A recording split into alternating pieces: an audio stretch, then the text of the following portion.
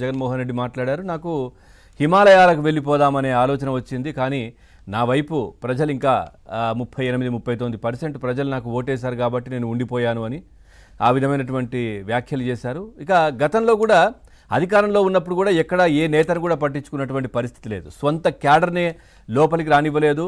Cadre ఏంటి, ఏదైతే మంత్రులుగా పనిచేసినటువంటి వాళ్ళనే లోపలికి ఆయన దగ్గరికి రానివ్వకుండా ఉన్నటువంటి పరిస్థితి. ఎవరిని కలవలేదు.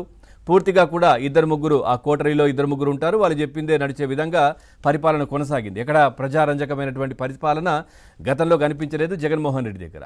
పూర్తిగా అక్రమాలు, అరాచకాలు ఇలాంటి పరిస్థితే కనిపించింది. కానీ ఇప్పుడు పూర్తిగా 11 మంది మాత్రమే, అంటే ఆయనతో పాటు 11 మందిని మాత్రమే జగన్కు ఇటు ప్రజలు కట్టబెట్టిన పరిస్థితి రిజల్ట్లో. సో ఈ నేపథ్యంలో ఎవరైతే ఓడిపోయారో వాళ్ళను జగన్మోహన్ రెడ్డి కలుస్తున్న పరిస్థితి లేదు. గతంలో తూతూ మంత్రంగా 1-2 సార్లు వాళ్ళని పిలిచి అందరినీ మనం ఈ విధంగా ముందుకెళ్దామని చెప్పారు. కానీ జగన్మోహన్ రెడ్డి రాష్ట్రం నుంచి ముందుకెళ్ళి పక్క రాష్ట్రంలో ఉంటున్న పరిస్థితి కనిపిస్తూ ఉంది. ఎక్కడా కూడా ప్రజల పక్షాన్ని నిలబడలేదు. అంటే అనవసరపు ఆరోపణలు చేయడం కావచ్చు, అనవసరంగా కూటమి ప్రభుత్వాన్ని నిలదీయడం కావచ్చు, జరగంది ఏదో జరిగిపోయినట్టుగా మాట్లాడడం కావచ్చు. అంటే మనం చూసాం 36 మంది రాష్ట్రంలో హత్యలు జరిగాయని చెప్పారు. మరి వాళ్ళ పేర్లు ఏంటి అంటే కూడా చెప్పని పరిస్థితి నేషనల్ మీడియానే అడిగింది జగన్మోహన్ రెడ్డి. ఢిల్లీలో పేర్లు మాత్రం చెప్పలేదు జగన్మోహన్ రెడ్డి.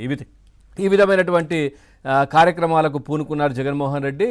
ఇక రాష్ట్రానికి పెట్టుబడులు వస్తుంటే లేదు పక్క రాష్ట్రంలో పెట్టండి అంటూ ట్వీట్లు చేయడం, ఆయన అధికారిక ట్విట్టర్ ఖాతా ద్వారా ట్వీట్లు వస్తున్న పరిస్థితులు.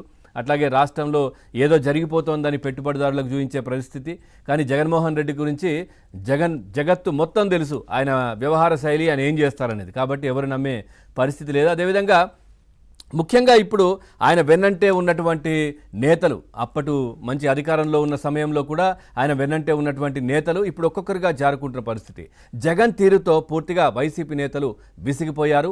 ఓటమి పాలైన జగన్లో ఎక్కడ మార్పు అయితే కనిపించట్లేదని వాళ్ళు చెప్తా ఉన్నారు. వైసీపీకి వరుసగా గుడ్ బై చెప్తూ నేతలందరూ కూడా బయటకు వెళ్ళిపోతున్నటువంటి పరిస్థితి. పార్టీని భ్రష్టు పట్టిస్తున్న జగన్ వారికి, అంటే కొద్దిమంది నేతలు పార్టీని భ్రష్టు పట్టిస్తున్నారు. జగన్మోహన్ రెడ్డి వారికే ప్రాధాన్యం ఇంకా ఇవ్వడంపై కూడా చాలామంది మండిపడుతున్నారు.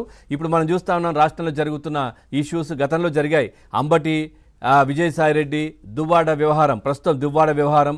వీటికి సంబంధించి మరి జగన్మోహన్ రెడ్డి స్పందించట్లేదు, వాళ్ళపైన చర్యలు తీసుకోవట్లేదు అంటూ కూడా కొద్దిమంది నేతలు మాట్లాడుతున్నారు. బయటకు వెళ్ళిపోతున్న పరిస్థితి కనిపిస్తూ ఉంది. ఇక వైసీపీ అధినేత తీరుతో నేతల్లో పూర్తిగా అసంతృప్తి అయితే వ్యక్తమవుతోంది. ఇప్పటికే వైసీపీకి రాజీనామా చేసిన పరువులు సీనియర్లు కూడా ఎన్నికల నుంచి పక్కకి వెళ్ళిపోతున్న పరిస్థితి కనిపిస్తోంది రాజకీయాల నుంచి. ఇక రాజకీయాల్లో ఓడిపోయిన నేతలను కలిసేందుకు, ఇక వాళ్ళను కూడా కలిసేందుకు జగన్మోహన్ రెడ్డి ఇష్టం చూపించట్లేదు. వైసీపీలో ఉంటే భవిష్యత్తు ఉండదని చాలామంది కూడా రాజీనామాలకు సిద్ధమవుతున్నారు. ప్రత్యక్ష రాజకీయాల నుంచి కూడా వాళ్ళందరూ తప్పుకుంటున్న పరిస్థితి కనిపిస్తోంది. ముఖ్యంగా చూస్తే ధర్మాన ప్రసాదరావు, మాజీ ఉప ముఖ్యమంత్రి ఆళ్ల నాని వైసీపీకి రాజీనామా చేస్తూ జగన్కు లేఖ కూడా పంపించారు. మాజీ ఎమ్మెల్యే పెండం దొరబాబు కావచ్చు, మద్దాలి గిరి అజ్ఞాతంలోకి వెళ్ళిపోయిన పరిస్థితి. మరికొంతమంది మాజీలు కూడా ఇప్పటికే కూటమి వైపు చూస్తున్న పరిస్థితి. అట్లాగే ద్వితీయ శ్రేణి నాయకులు కూడా కూటమి వైపు చూస్తున్న పరిస్థితి మనం చూసాం. నిన్ననే కొద్దిమంది నేతలు, ఏదైతే గ్రామాల్లో ఉండే నేతలందరూ కూడా మూకుమ్మడిగా కూటమి వైపు వెళ్తున్నటువంటి పరిస్థితులు అయితే కనిపిస్తూ ఉన్నాయి. ఈ విధంగా మరి జగన్మోహన్